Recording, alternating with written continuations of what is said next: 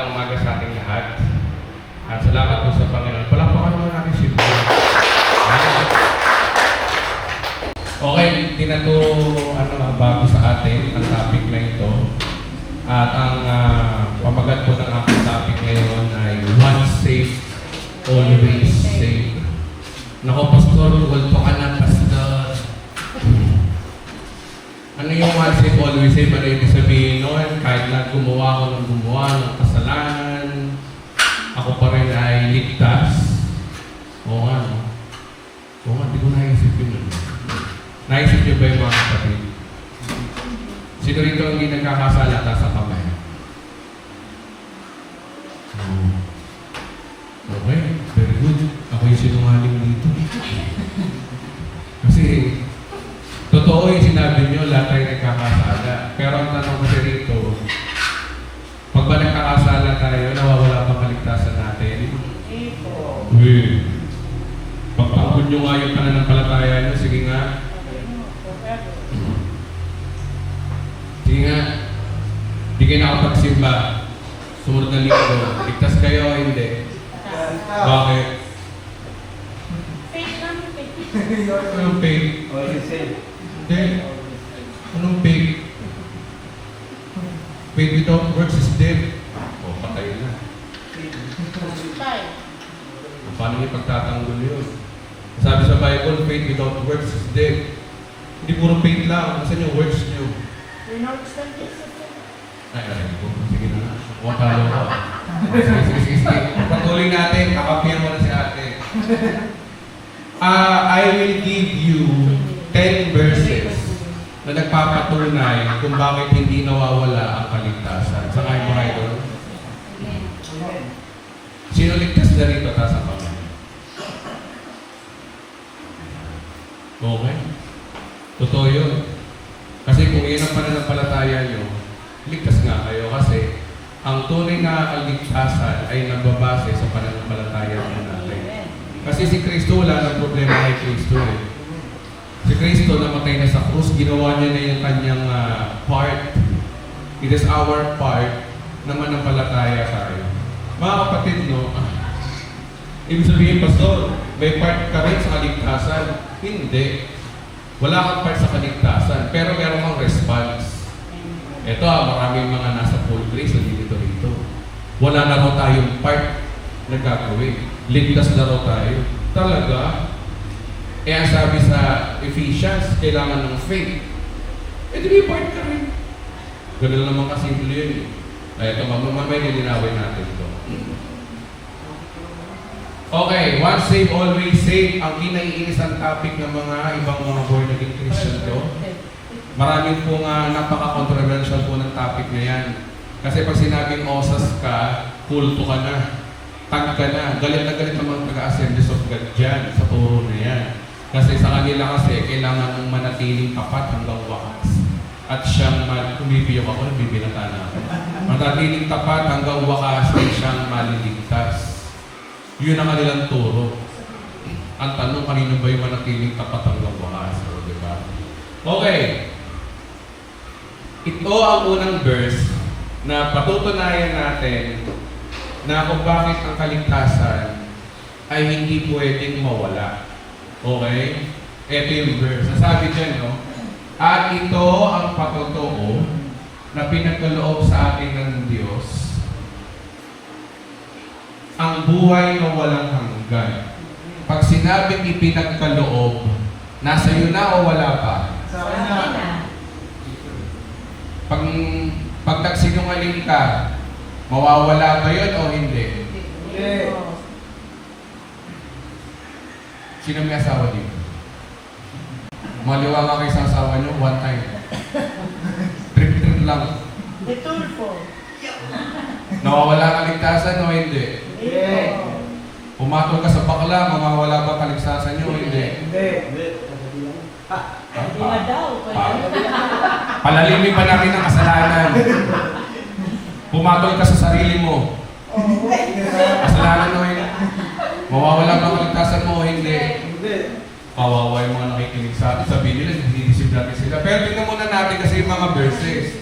Maraming magtatanong sa akin, bakit ganun? Hindi nawawala ang kaligtasan mo kahit gumawa ka ng gumawa ng kasalanan. Ibig mo sabihin, patuloy kang gagawa ng kasalanan. Ganun ba yun? Hindi po. Okay, tingnan natin. Bago niyo ako husgahan sa mga nanonood sa YouTube channel, patapusin niyo muna itong video na to. Huwag muna kayong magpo-focus. Huwag muna kayong mag-bash. Ang gaya ng ginawa niyo sa akin kagabi, di ba tapos eh. Tapusin natin to ha. Sabi, ipinagkaloob sa atin ng Diyos ang buhay na walang hanggan. Pag pinagkaloob, nangyari na. Naibigay na. Yan ang numero. At ito daw ay makakamtan daw natin. So, magitan ba ng religion? Sinabi ba din religion? Pamamagitan ng anak. Ayaw gumano ng lisa po dito. Okay. Oh, sinabi ba ng so magitan daw dino? Anak, sino yung anak? Jesus. Si Jesus. Amen. So, teka ha, ipinagkaloob daw sa atin ang buhay na walang hanggan sa pamamagitan ni Jesus. So, ang susi si Jesus. Ano ngayon kung susi si Jesus? Paano ba ang ginawa ni Jesus? Ang sino mang pinapanahan ng anak ng Diyos ay may buhay na walang hanggan. Kung pinananahan ka ng anak ng Diyos, ang tanong dito, paano manananahan sa iyo ang anak ng Diyos? Kasi yung palang requirement, ang buhay na walang hanggan daw ay naibigay na at makakamta mo na ito sa magitan ng kanyang anak. Tapos anong gagawin ng anak sa iyo? Kung manananahan sa iyo ang kanyang anak. Ang tanong, paano manahan sa iyo ang anak? O, di ba? Pag dugtong-dugtongin natin, imbestigahan natin. Ngunit hindi pinapanahan ng anak ng Diyos ay hindi makakaranas ng buhay na walang hanggan. So, ibig sabihin, kahit anong gawin mo, kung hindi nananahan sa iyo si Kristo, wala kang buhay na walang hanggan. Sino pinananahan ng anak ng Diyos dito taas ang kamay? Yes. Kung nga, ebidensya ka, mag-tangs na kayo.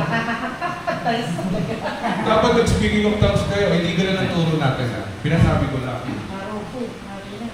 Guguluhin mo muna yung mga ngunit ang hindi pinananahan ng anak ng Diyos ay hindi makakaranas ng buhay ng walang hanggan. So ang problema pala dito, kailangan manahan sa iyo yung kanyang anak para magkaroon ka ng buhay na walang hanggan. Pero ang tanong nga dito, paano ka manananahan sa iyo ang anak? Isinulat ko ito sa inyo upang malaman ninyong na ano daw na kayong sumasampalataya sa anak ng Diyos ay ano daw? May buhay na walang hanggan. Paano mananahan sa iyo ang kanyang anak? Nandiyan yung sagot to. Paano? Amen. Palakpakan natin si Lord. Sino na nananampalataya dito na may si Kristo ay may kakayanan tayong iligtas? Kung gano'n, nasa inyo na si Kristo ngayon na nananampalataya. Ayon sa verse na to. Ayon sa verse na to. Gano'n lang kasimple ang kaligtasan. At ito ay forever na. Wala na mga hokus-pokus, wala na may nawawala-wala. Okay, continue natin. Isa pang verse. Ito po. Naku po. Diyos ko Lord. Ito, sapagkat kayo na lamang ang pag-ibig ng Diyos. Sa Israel lang ba? Dito to siya sabi ng Mid-Acts. Ngayon, sa katauhan eh. Sino tao dito taas ang kamay? O hindi yung taas ang kamay, ano kayo? Lahat tayo tao, di ba?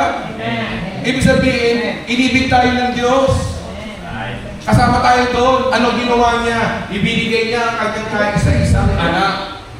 Ano ngayon kung binigay niya kaisang-isang anak? Ano gagawin natin sa anak? Anong connect na sa kaligtasan ko? Sumunod upang ang sino mang sumampalataya sa Kanya ay hindi mapahamak, kundi ano daw? Buhay na? May hanggan o wala? Simple. Sana naman tayo babagsak sa pananampalataya na naman yung sinabi ng verse kanina, para hindi raw mawala ang kaligtasan mo, manampalataya. Ang sabi dito, hindi ka raw mapapahamak. So, magkita naman ng pananampalataya. Nakakadalawang points na tayo. Faith. Faith ang kaligtasan. Faith. Naiintindihan po ba natin? Yun ang ating basihan. Kasi si Kristo may ginawa. Ang gagawin mo lang, pananampalatayanan yun na siya ay Diyos. At hindi lang, ito problema sa ibang mga born natin. Dapat manampalataya kay Kristo. Sapat na ikaw ay maging Panginoon ng kanya. Hindi yun ang kaligtasan. Sorry. ang kaligtasan po ay pananampalataya sa ginawa ng kanyang anak. Kung ngayon, malalaman nyo kung anong ginawa. So, idea, assurance of eternal life is knowable. Madali talaga maintindihan. Madaling maintindihan ang kaligtasan. Kaya pag may nagtanong sa inyo, wala ba ang kaligtasan? Ayun yung mga verso. Pero mamaya na tayo sa pag-abuso sa kasalanan, mamaya may aabusuin na din ang kasalanan na. Mamaya aabusuin na. Okay. Ako naniniwala ako na ang kaligtasan ay hindi lang isang beses ka naligtas. Naniniwala ako sa double eternal security. Ang eternal security, you are once saved, always saved. Pero naniniwala ako na hindi lang siya once, double eternal security. Ito yung sabi ni Jesus Christ, no? Ang nakikinig sa akin, sino nagsasalita? Jesus. Ay aking tupa. Sino yung mga tupa? Hindi, sabi doon, nakikinig daw sa kanya. Paano nasabi tayo yan? Kaya mo na, wait lang tayo, hinahinay na tayo ha. Ang nakikinig sa akin ay aking tupa. So yung mga nakikinig pala kay Kristo, siya ay tupa. Mamaya natin si Kristo rin natin. Basta tupa daw. Tupa raw. Nakikilala ko sila. Nakikilala pala na ni Kristo yung kanyang tupa. At sumusunod sila sa akin. Sumusunod ba tayo? Sumusunod ba tayo? Sino sumusunod dito kay Kristo? Ang tanong kasi dito, ano ba yung inutos ni Kristo? Ano pa? Biging mo bawal. Okay, mamaya magkakaalaman tayo din ha. Pero ano sa ganyan sumusunod sa akin? Okay, bigyan ko na kayo ng sagot. Nasabi ni Kristo, John chapter 6 verse 40, ang manampalataya sa anak kami buhay na walang hanggan. Ito ang kalooban ng aking Ama. So, ang utos ni Kristo, manampalataya sa Kanya. Ang tanong, nasunod niyo ba yung ginawa ni Kristo? Nasunod niyo ba? Nasunod niyo ba manampalataya? Doon tayo sila kasunod. Iyon ang sinasabi ng context na ito. So, kung sumusunod kayo kay Kristo, ano kayo niya? Tupa o hindi? Kasama kayo dyan o hindi? Kasama kayo. Tupa tayo. Okay, tayo na dito ha. Okay, dito na tayo. Hindi tayo pambing. Binibigyan ko sila ng buhay na walang hanggan. Sino ba yung binibigyan ng buhay na walang hanggan? Mga ligtas o hindi? Tayo ba yung ligtas o hindi? Ano tayo? Tupa o kambing? Sino tayo ba binabanggit dito? Yes. Okay, tayo na binabanggit dito. Ano sabi ng Panginoon sa atin, yung mga nananampalataya sa Kanya? Kailanmay hindi sila mapapahamak, hindi sila maaagaw nilungan sa akin. No one can snatch them out of my hand. Hindi kayo maaagaw niluman. Hawak ka ni Kristo. Ito hawak ka na ni Kristo, no one can snatch out of His hand. Tapos ito pa may problema. Ang aking Ama ang siyang nagbigay sa kanila sa akin. Sabihin, nung nakilala niyo si Kristo, may basbas pala ng Diyos Ama yun. Kalooban pala ng Ama yun. Yun ang dahilan kung ba't kayo napunta dito. Dinala kayo ng Diyos Ama rito para marinig yung salita ng Diyos, para lalo lumakas ang pananampalataya nyo. Hindi yung basta lang kayo nakapunta dito na aksidente lang, may dahilan ng Diyos. Kalooban ng Ama yun. Okay.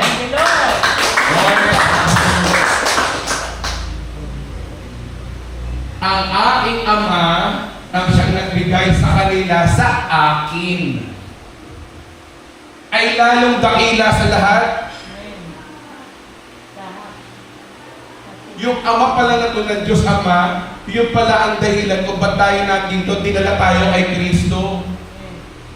Dahilan kung bakit may nagpadalang mangangaral sa inyo para makilala niyo yung mensahe ng biyaya. Padala pala ng Ama yun! Okay? Ibinigay sa akin ng Ama ang higit sa lahat. Grabe ang tingin ng Diyos sa atin, ang tingin ni Kristo sa atin, higit sa lahat. Sobrang pagmamahal yun. Tingnan nyo guys, so ganda po yung pag-aaral ng Bible, hinihimay-himay natin, pinagduduktong-duktong natin. So sana i-apply niyo yan pag nag-aaral kayo ng Bible. word by word, makikita niyo talaga yung totoong sinabi by context. At hindi sila maaagaw ni numan ng aking Ama. Hawak ka na ni Kristo, hawak pa ng Ama. Ang tanong, mawawala ba kaligtasan mo o hindi? Kahit bumitaw ka pa, mawawala kaligtasan mo o hindi? Tanong kung bibitaw ka pa. Ganda-ganda ng buhay mo yun. Sino rito ang napariwara ang buhay na napunta sa full grace? Taas na kamay.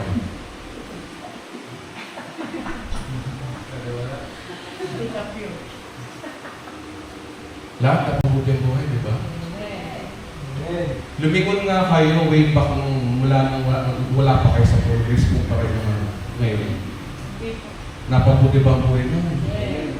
Lalo ba kayo pinagpala? Nakalaya ba kayo? Hindi. Nabuhayan ba kayo ng loob? Hindi. Nabuhay ba bilang kayo? Hindi. Buhay ba kayo ngayon? Hindi.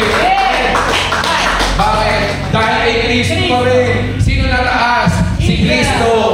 Okay. Ayan. Malino na itong verse na to. Double eternal security. Alam nyo, hindi lang siya double eternal security pa para sabihin mong hindi nawawala ang kaligtasan. Naniniwala ako sa triple. Ito, mas matindi ito. Triple. Hawa ka na ng anak. Kung tutusin ka, si Kristo sapat na yun. Hawa ka pa ng Ama. Meron pang isang matatatak sa'yo. Sino susunod? Triple security. Kayong man ay naging bayan ng Diyos matapos ninyong marinig ang salita ng katotohanan. Ano ba yung salita ng katotohanan na narinig natin? Dapat pala na camera. Okay. Sorry, balik. Kayo may naging bayan ng Diyos matapos ninyong marinig ang salita ng katotohanan. Ang magandang balita na nagdudulot ng kaligtasan. Ano yung gospel na nagbibigay ng kaligtasan? Simple lang, si Kristo ay namatay dahil sa ating mga kasalanan. That's the message. Ano ngayon kung namatay si Kristo dahil sa ating mga kasalanan? Ibig sabihin nun, binayaran ni Kristo ang iyong kasalanan. Kasi ang kabayaran ng kasalanan ay kamatayan. Si Kristo ay namatay para sa iyo. Pag nanampalataya ka, ibig sabihin nun, napawalang sala ka na at wala kang karapatang mangusga ng kapwa mo na dahil sila nagkakasala o hindi. Amen mo ba mga kapatid? Ano nagdudulot ng magandang balita ng kaligtasan sa atin? Naligtas ka na, napabuti pa ang ugali mo, hindi ka nag-judgmental. Amen mo ba? Sino nagkakasala dito? Nasa kamay. Oh, walang katulan tayo. Okay? Samantalang kayo kay Kristo, kayo pinagkaloob sa inyo, ang ano daw, ang Espiritu Santo, pag pinagkaloob, nasa inyo na o wala pa?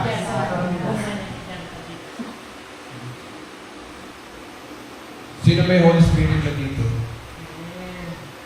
Nagtangs na ba ko? Tinulungan nito. Girls, wag naman loko. Dapat lang is mamaya mag-baptism tayo dito kay Muslim. Tapos meron pa silang ano, yung may ginagalaw sa asikura. Jeez. Eh, lagyan mo lang pahaboy dito. Jeez. Oh. Hindi ganon. Ang pananampalataya lamang para makamtan mo, ang banal na spirito nasa iyo na daw eh. Para may pagkalob sa iyong banal na spirito, hindi nakukuha sa speaking of tongues sa tinuturo ng mga Pentecostal. Hindi daw ganon yun. Pinagkalob sa iyo ang banal na spirito, hindi nawawala. Kaya kakanta pa ba tayo ng Come, Holy Spirit, I need you. May biyak-biyak pa eh, no? Ayan na siya! Ayan na!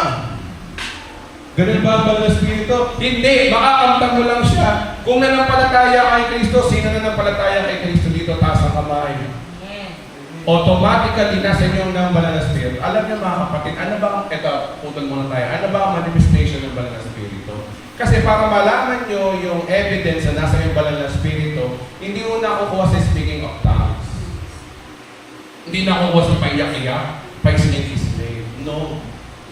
Ang banal na spirito, malalaman mo yan kung anong manifestation sa iyo kapag uhaw ka sa salita ng Diyos at naiintindihan mo yung salita ng Diyos. Amen. ang tanong, naiintindihan mo ba natin ang salita ng Diyos? Amen. Nakaranas ba tayo ng pag-uhaw sa salita ng Diyos? Amen. Obvious naman, di ba't kayo pumunta rito, ang layo ng bahay niyo, malulus. Kung iba rito, malayo pa. Evident, baliwag, ebidensya yan, na kahit malayo, kung gusto niyo makapakinig ng salita ng Diyos, nasa inyo yung banal na spirito na noon, yun ang ebidensya. Kasi ano ba trabaho?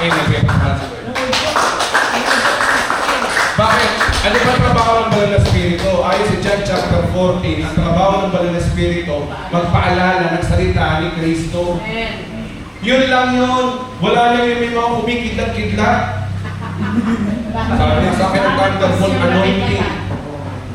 Wala na yung mga may nakikisay-kisay pa. Hindi ko na lang banal na spirito sa ano. Ang banal na spirito ay simple lang. Paunawa sa iyo ang salita ng Diyos. Kapag ikaw ay nauuhaw na sa salita ng Diyos, kapag naiintindihan mo at gusto mo makapakinig ng salita ng Diyos, ebidensya na yun sa iyo na nasa iyo ang banal na spirito. Tinataka ka na, ligtas ka na pa.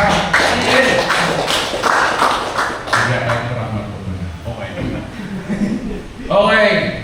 Ang Espiritu ang katibayan. Ano daw ang banal Espiritu? Ang Espiritu ang katibayan na makakamtan natin ang mga pangako ng Diyos para sa atin. Ano daw hanggang makamtan natin ang lubos na kaligtasan. Ang lubos na kaligtasan binabanggit dito yung araw ng rapture. Lubos na kaligtasan yun yun. Balang araw, yung bagay katak ng banal na Espiritu sa iyo, yun ang magdadala sa iyo sa iyong kaligtasan. Kung hindi mo man abutan ng rapture, mamatay ka man, ligtas ka pa rin. Bible may sabi, hindi naman ako. Ephesians eh. Hindi naman si Edwin, di ba? Okay. Okay, yan. Triple. Biro mo no, hawak ka na ng Diyos Ama, hawak ka pa ng Diyos Anak, tinataka ka pa ng Espiritu Santo. Sabi mo nga sa akin, nawawala ng ligtasan mo. Hindi. Another verses. Ito pa. Sabi sa Hebrews chapter 9 verse 12, minsan lamang po. Pag sinabing minsan, gano'ng kadalas? Isang beses, dalawang beses. Ano ba yung minsan? Ano yung English ng minsan? O-N-C-E.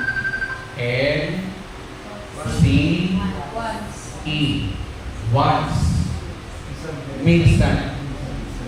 Pero minsan sa atin, sabi ka rin doon kadalas sa minsan. Hindi. Sa English, once. Kaya natin kinuha yung once and always. Once. Pag sinabing once, isang beses lang ginawa ni Kristo yun. Ano daw yung ginawa ni Kristo? Sa dakong kabanan-banalan at ito'y sapat na enough.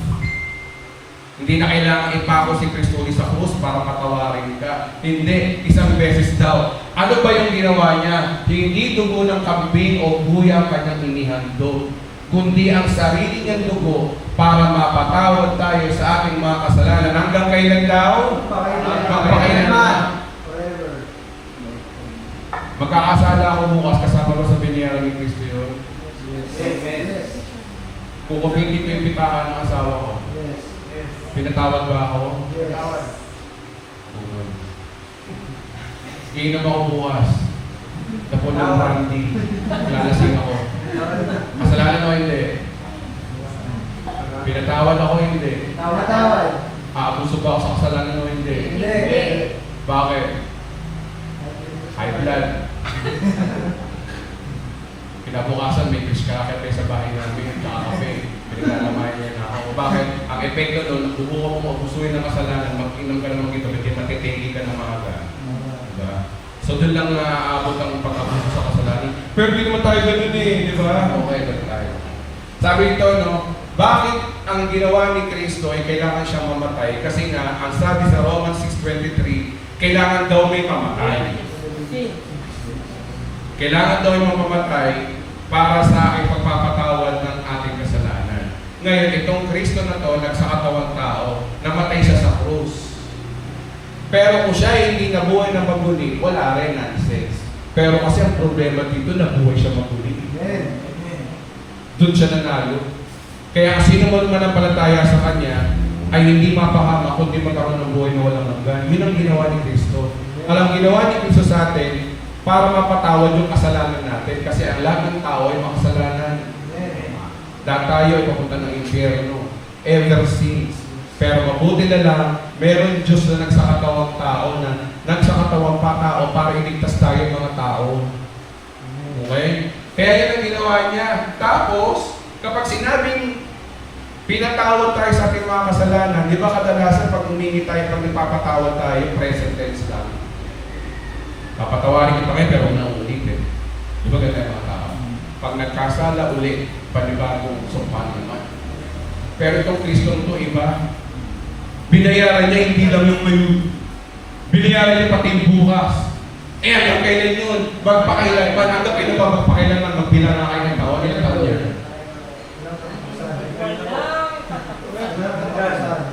Hindi mo kayang bilang. Kayang bilang.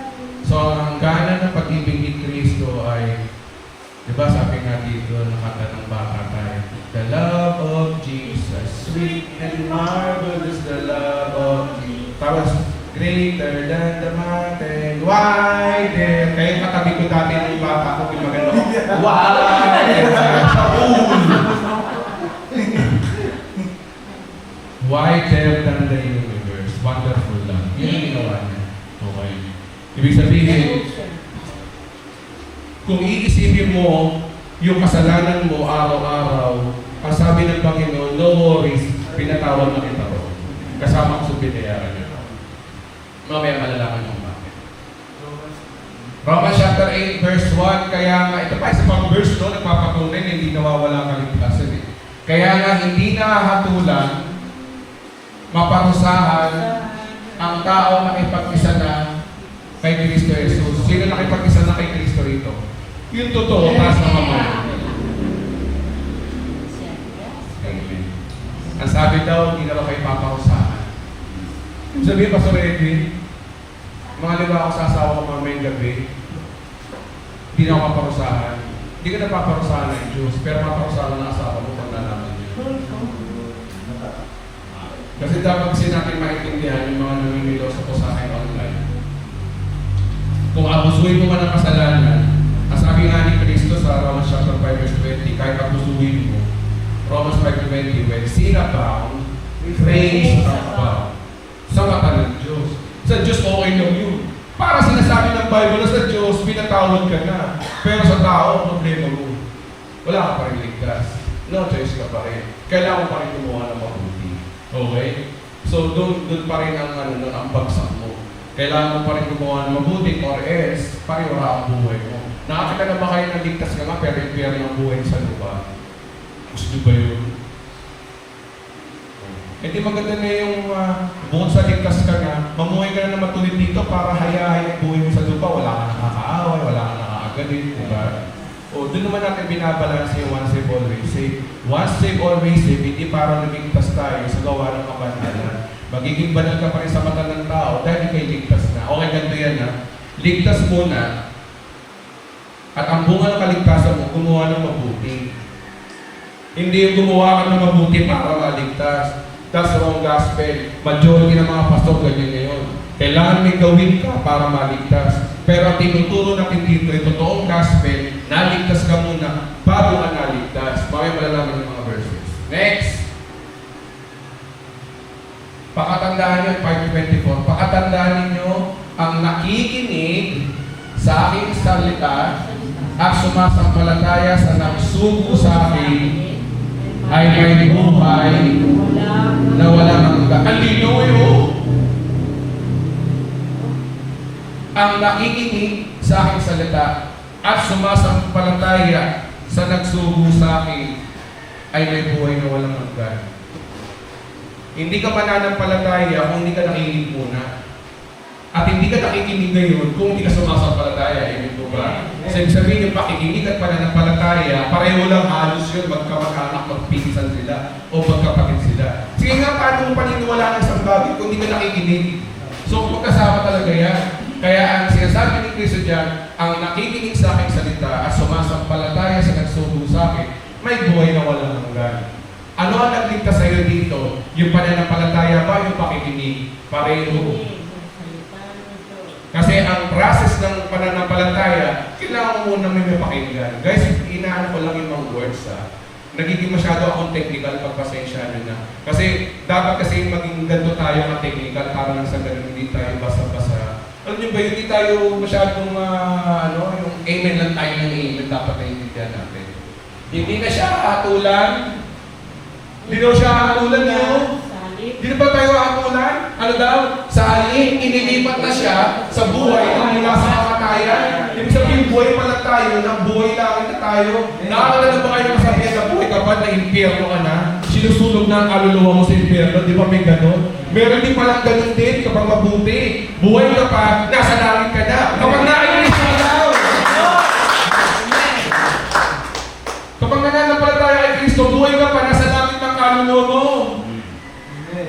Subukan mo mabuhay nang wala si Kristo, buhay ka pa, impyerno ng buong kaluluwa mo. Di ba may kasabihan gano'n? Ito baligtad. Inilipat ka na nga Inilipat past tense, naandun ka na sa buhay na walang hanggan. Kung mamatay ka man ngayon, wala na, dramatic na, wala nang judgment. Tignan nyo ang tinuro sa akin ng ibang born again, kapag namatay ka raw, harap ka raw kay Kristo. No, that's not true. Kapag na kay Kristo ka na, wala nang hatol-hatol. Doon ka na agad sa langit ka na, diretso agad. Ang ahatulan lang yung wala sa Panginoon. Pero tayo mga naligtas na, mamatay tayo ba? Huwag naman sorno. Mamatay tayo man. Pag namatay ka, ang unang hinga mo rin sa lupa, siya ang unang hinga mo sa langit. Tapos kagad. Mati. Amen po ba? Yun ang sinasabi ng verse na to. Grabe yung pangako ng Diyos sa atin. Kaya yung palang once and always it na yan, biblical pala yan. Tapos sabihin ng ipahulto daw. Okay? Okay.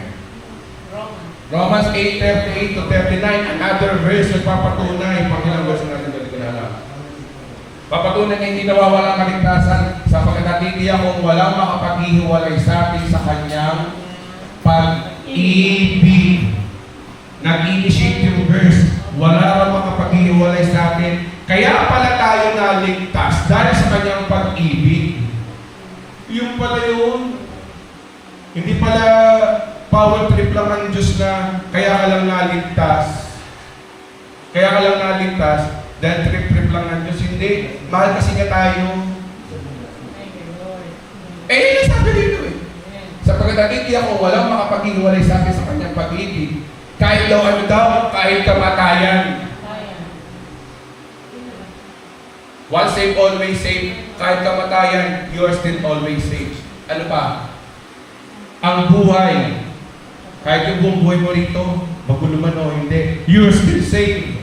Sabi dito, kahit mga anghel, sabihin ng mga fallen angel, yung mga basa, ang mga pamunuan o mga kapangyarihan, kasalukuyan at hinaharap, kataasan, kalaliman, lahat ng yata ng death ng sinabi ni Pablo, lahat ng possibility na pwede hindi ka maligtas, wala daw yun ang sabi, alinman sa mga alinman ay hindi na lang, alinman nila lang ay hindi makapaghihiwalay sa atin sa pag-ibig na ng Diyos na pinagkaloob sa atin sa magitan ni Kristo Jesus na ating Panginoon. So, ibig sabihin, ang pinakadahilan pala ng kaligtasan natin dahil kay Kristo, mahal tayo ng ating Panginoong Jesus, ayaw na mapahamak. Kaya noon palang minahal ka na niya, nasa sinapupunan ka pala ng nanay mo, nakatagda ka na talaga. Ang maganda lang kasi dito, nung tumugon ka sa biyaya, doon ka naligtas. Alam na ng Diyos na dati ang oras na tatanggapin mo yung mensahe ng biyaya. Marami tayong mga tinanggap na gospel. Pero false gospel. Pero simula nung natanggap natin yung mensahe ng biyaya mismo at maintindihan natin, yun yung araw ng ating kaligtasan. Naalala niyo ba yung araw na yun sa ating buhay? Na tinanggap niyo yung totoong gospel?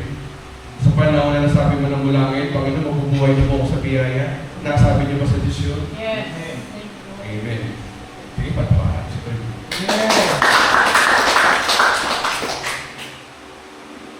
John chapter 1 verse 12, sapagkat ang lahat ng tumanggap at sumampalataya sa Kanya ay binigay niya daw ng maging anak ng Diyos. Tapatan, maging anak ng Diyos. Nakakita na ba kayo ng anak ng Diyos na napunta na impyerno? Anak ng Diyos pa.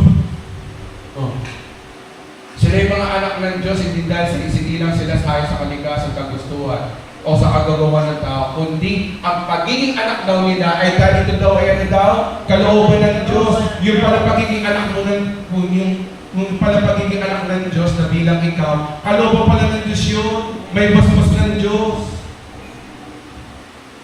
Ngayon, ang tanong, sino ang anak ng Diyos dito? Taas ang kamay. Okay, good. So, ibig sabihin, kung nataas ka ng kamay, kumpiyansa ka, naligtas ka na nga, sumasang-ayon ang Diyos sa'yo, ligtas ka na. Amen. Amen? Okay, good. Ito problema. Ang hirap sa mga ibang pastor na nagtuturo ngayon,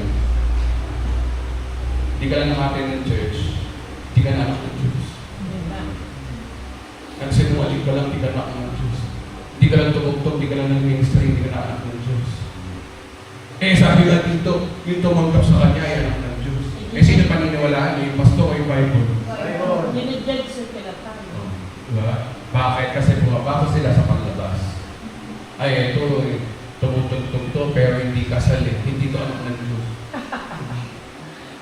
Pakialam mo, hindi sila kasal. Hindi na makagaya mo, walang jowa. Peter ka. Tignan niyo, no? Tumitingin na madalas tayo sa panlabas, pero hindi natin alam kung ano totoong nangyayari. Kaya nga sabi sa Bible, huwag kayo umatol. Hindi mo nang sabi ng Bible. Kung ano daw yung panukat na ginawa mo sa iba, siyang panukat din na gagawin ng Diyos sa'yo. Kung judgmental ka masyado, sinasabi mo na, ay mabuti na lang ako, hindi ako nangangaliwa sa asawa. Itong pastor na ito nangangaliwa sa asawa. Dati ang oras, nangangaliwa ka rin sa asawa mo. Nakakita na ba kayo ng gano'n? Yung taong salita ng inuusgan sa kapwa niya, pagka muli siya yung nakagawa. Sino yung pinaka-experience nun? Bigyan na ba kayo gano'n? Kung yun yung kwento, pero may gano'ng story, di ba? Na minsan, kung ano yung hinahatol ng taong yun din ang nangyayari sa kanya. Okay? Kasi bakit? Kasi nag-iiwan ka ng sumpa sa sarili mo dahil sa pagiging judgmental natin. Galatians 3:26, dahil sa inyong pananalig, kay Kristo Jesus, kayong lahat daw yan ang Diyos. Sa bagong tipan naman, kay Pablo, hindi lamang tumanggap, simple lang, faith, anak ka na ng Diyos. Verse 2. So ano pa ba masasabi natin? Mawawala ba ang kaligtasan natin? Ayan. Ito ang tanong. Kung hindi nawawala ang kaligtasan, bakit unfair ang kaligtasan? Tanungin ko nga kayo, ang kaligtasan ba na libre ay fair o unfair? Unfair. Ha? Unfair. Sino nagsasabing fair? Nasa kamay. Sino nagsasabing unfair ang kaligtasan ni Kristo? Nasa kamay. Ang totoo na talaga, unfair talaga. Sabihin, Pastor, yung ginawa ni Lord na para siya nag-cheat, na tayo talaga, deserve natin tayo mapunta ng impyerno. Pero ang ginawa niya ay unfair. Unfair talaga. Ganun tayo mamahal ng Diyos. Tignan niyo, no? Bakit unfair ang kaligtasan? Kasi, ito yung sinasabi niya sa pang verse. Ito, alam natin ito, no? Sapagkat dahil sa ano daw? Kagandahang loob ng Diyos. Biyaya. Ang reason ng lahat ng kaligtasan, biyaya. Sabihin nga natin, grace. Grace. Biyaya, grace, dahil doon. Ano daw? Kayo daw ay naligtas. Ano yung naligtas ka lang ng bigla? Wala kang ginawa? Hindi. Ang sabi, sa pamamagitan daw ng pananampalataya. So, tayo ay nagtuturo at sinasabi ng gospel na it requires faith pa rin para ikaw ay maligtas. Diyos ko, mahirap ang gawin yung manampalataya ka lang. Mahirap yun. Just to believe na sinabi ng Bible na si Christ ay namatay para sa iyo para bayaran ang iyong kasalanan. Paniniwalaan mo o hindi. Mahirap ba paniniwalaan? Yun lang naman ang hinihingi ng Diyos sa atin. Magtiwala tayo sa gawa niya. Siya lang yung Diyos. na may kakayanan magpatawad ng ating kasalanan nung siya'y nagsakatawang tao. Yung kasi yung story ni Kristo. Nakita niya ang tao, lahat pupunta ng impyerno. Ang ginawa niya, pag sa katawang tao kaya ako, mamamatay ako para sa kanila. Tapos maggagawa ko ng bagong tipan. Ang bagong tipan ay ganito. Ang manampalataya sa akin may buhay na walang hanggan. Kaya nga ang Bible may lumang tipan, bagong tipan eh. Ang problema sa mga pastor ngayon, puro lumang tipan eh. Hindi tinuturo ang bagong tipan. Kaya tinan mo yung mga turo nila, kailangan may gawin ka para maligtas. Kailangan may gawin ka para ikaw maging banal. Kailangan magsuot ka ng tama para ikaw banal sa mata ng Diyos. Bawal sa iyo ang mga ganito, bawal. Kaya alam mo bakit? Old Testament eh. Ang bagong tipan ganito, ikay naligtas na dahil kay Kristo. Ikay pinagpala na dahil kay Kristo. Ikay pinatawad na dahil kay Kristo. Ikaw ay pinagaling na sa kanyang mga sugat dahil kay Kristo. Ano gagawin mo kay Kristo? Manampalataya ka para mangyari sa iyo dahil kay Kristo. Sino nataas, sarili mo ba o si Kristo? Kristo. Yun yung totoo ng sinasabi ng bagong tipan. Kaya tayo mga kapatid, totoo na marami may instances sa Bible na meron kang dapat gawin para matuwaan Diyos sa iyo. Pero malamang yung binabasa mo Old Testament yun. Doon tayo sa bagong tipan. Amen. Lumang tipan nga yun eh. Old Testament is a reference pero di mo pwede apply dahil una hindi ka naman Jew. Pangalawa, dito tayo sa bagong tipan, tayong pinakausap dito. Ang sabi sa bagong tipan, kinahabagan lang tayo ng Panginoon para tayo maligtas. Dapat doon yung binabasa natin. At ang nagsasalitang apostol lang na si Apostol Pablo na tinawag para sa ating mga Hentil. Kaya ganyan ang kaligtasan eh. Kaya ito yung sinabi niya eh, no? Hindi dahil sa ating mga, sabi nito, ang kaligtasan ito'y kaloob, regalo ng Diyos. At hindi sa mamagitan ng iyong sarili, wala even an inch, wala nang gagaling sa iyo. Hindi ito bunga ng iyong mga gawa. Ayan no, hindi bunga ng mga gawa mo. Kapag ang isang mga ngaral nagturo na meron kang dapat gawin para maligtas na red flag, is. Gawa, salita, pareho rin yun. Verb yun, gawa pa rin yun. Kahit pa deklarasyon, verb pa rin yun. Ang totoong gospel, walang galing sa iyo. Amen. Amen. Amen. Buti na lang nagdeklara ako o hindi aandaran sa sakyan ko. So sino na-glorified para umandaran sa sakyan mo? Si Kristo ba? Tayo, kasi nagdeklara ka eh. Kung hindi ka nagdeklara, hindi aandarin sa sakyan. Pero totoo no, nakatakda talaga umandaran sa sakyan mo kasi may lakad ka. Kahit na yung sasakyan mo, ikakarang-karang ka. At ito mga problema sa ating mga Kristiyano. Tumitingin tayo doon sa mga bagay na hanggang babaw lang. Ayaw tingnan natin yung pinakangalalim. Maliwanag kasi sa Romans 8:28 na lahat ng mangyayari daw sa atin ay nakatakda na, kalooban ng Diyos. Kung nakatakda ka na talagang magkasakit, kahit anong deklarasyon mo, wala na ako na magagawa. Mangyayari talaga yun, kalooban ng Diyos, at ikabubuti mo raw yun. Kung hanggang doon ka na lang, wala ka na magagawa. Kailangan mong dumepende na ang Diyos ay gagawin niya ang lahat para sa iyo, para sa ikabubuti mo, including ang iyong kamatayan.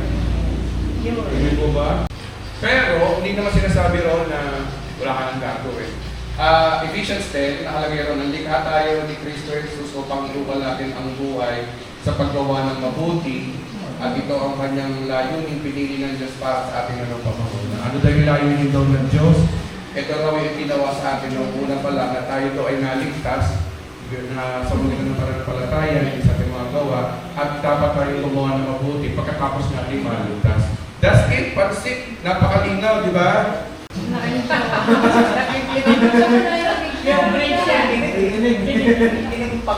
Alam nyo guys, ito sagot ko bakit ang grace ay unfair? Ito yung grace is to receive what you do not deserve.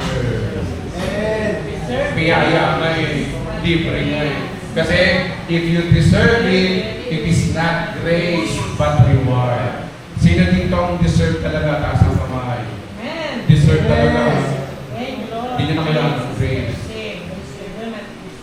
Amen. Kung deserving kayo lahat, hindi sabihin hindi nyo na kailangan ng grace. Ulitin ko tanong. Deserving ba tayo lahat? Deserving ba tayo lahat? Hindi. Bakit? Kasi Ang deserving lang tayo pag pumira sa atin yung grace. Kasi sabi nga dyan, no, grace is to receive because what you do not deserve. Hindi ka deserve pero natanggap mo. Sino ang nataas dito? Yung deserving ba o yung grace? Grace. Sino ang grace? Jesus. Jesus. Sino na itaas? Jesus. Si Kristo. Palakpakan natin si Lord. Amen. Kaya grace is unfair. Ito na example pa ng grace. Bakit ba unfair ang grace? Dito ako matatapos na. Tayo na pangalan mo, Te? Alice. Yeah. Halimbawa, Ate Alice, no? Ganito yung ginawa ni Kristo. Example lang. Favor. Pumila ka sa LTO. Kuha ng lisensya. Driver's license. Haba ng pila eh. Ako. Diba? Pumunta ka, Lunes. Kalimutan tayo yung Lunes. Tapos sa Quezon City ka pa pumunta. Di. Tapos nakita mo yung bullet number mo. Pang 109 ka. Okay? So, pipila ka. Ngayon, ang tanong, patas ka ba kung gagawin mo, pang 109 ka, yung pang 100 na ando, yung pang number 1, pumunta ka agad doon. Ako na po susunod! Fair and fair. Fair or unfair? Bakit? Eh kasi maraming nakapila na maraming naghihintay. So, ba't ako pumunta kagad doon? Ano mararamdaman ng 108 na tao na yung kapag nakita ka? Magagalit. Nainis. Malinis. Magagalit. Okay lang. Kaso, ito ang problema. Isang LTO officer lumapit sa iyo. Kinuha yung number ng 109. Tapos sinawakan ka ng kamay. Pinapunta ka doon. Kasama ka ulit. Kita mo yun sa ayaw niya. Kasi pwede mo din ka ulit. Ah! Kasama ka ulit. Nasaan na ba? Tapos, pag nandun ka na, nakabayad ka na, okay na na yung lisensya mo, hintay mo lang. Ang tanong, fair ba yun o hindi? Pero may magagawa ba sila o hindi? Wala. Sino yung naglagay sa ito? Yung head. Management. Official. Palakasan pa rin talaga. Yeah. Palakasan pa rin. Ay, paano? But, you deserve it. PW. Ano tawag doon? Ang tawag ba doon ay reward o grace? Grace. Ganun ang grace natin. Pero, Ang ginawa sa ni Kristo, pang 108 ka, pinuha ka, dinala ka doon, pinakawa. Sino nataas? Yung LTO officer. Ang papasalamatan ko lang, buti na lang, Kinuha ko yun. kinuha ko noon para makabayad. Kung hindi, wala pa ako dito. Ganun din ang ginawa ni Kristo sa atin. Unfair talaga. Kaya ang ganda-ganda si Stanis. Pero hindi lang si Stanis ang galit na galit. Pati yung mga pastor na natin. Pastor Barberton. Eh bakit ganyan? Hindi dapat nagkakasala. Dapat kailangan nilang magsimba, kailangan nilang mag-fasting, kailangan nilang pumunta ng church para maligtas. Pero ang sabi ng Bible, grace is you receive what you do not deserve. Amen po ba mga kapatid? Amen. So ano ang idea? In Christ, you are forever you are forever saved. Palakpakan natin. Sabihin natin, in Christ, I am forever saved. I am Carito. Palakpakan natin sila. So maraming salamat po at teka lang. Good Lord. Good Lord. Sige mga kapatid, tayo po ay dadako na po sa ating monthly na communion. Pwede na.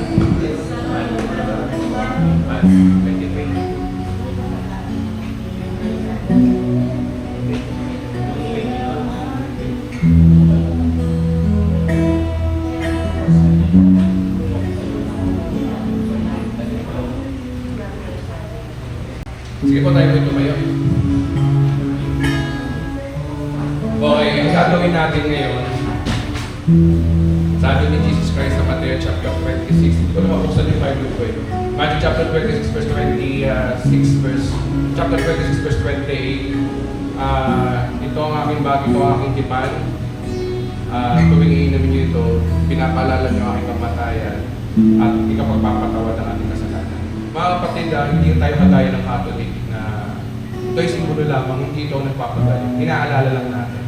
We're just remembering the covenant. Tandaan po natin mga kapatid, si Kristo ay nakipag-covenant na sa atin. Ang covenant niya, ang sino man dumanampalataya sa Kanya ay pinatawad. Kaya ating ginagawa ito ay simbolo ng kapatawaran ng ating kasalanan. Pinapaalala lang natin sa mga sarili natin. Okay? So, yun ang purpose lang nun. Para maalala mo sa sarili mo na pinatawad na pala ng Panginoon na kiligtas ka.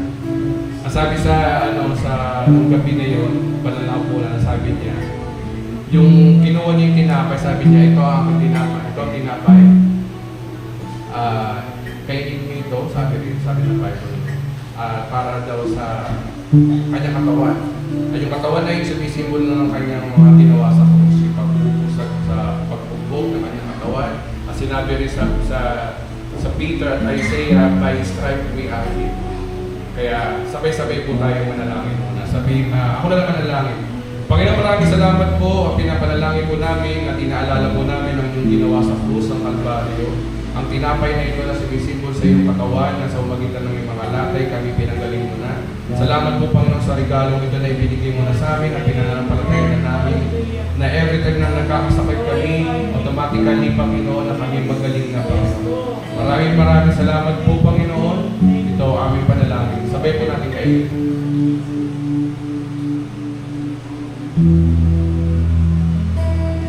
Taas po natin ang sarap. Ang sabi ng Biblia,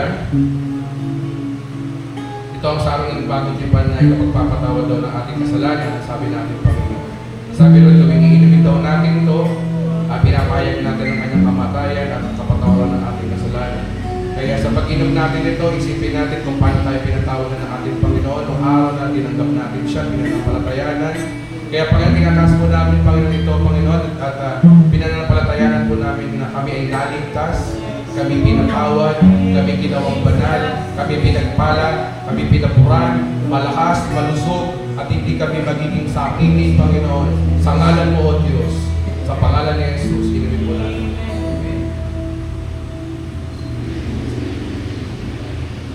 Maraming salamat po. Palakpakan po natin ang Panginoon.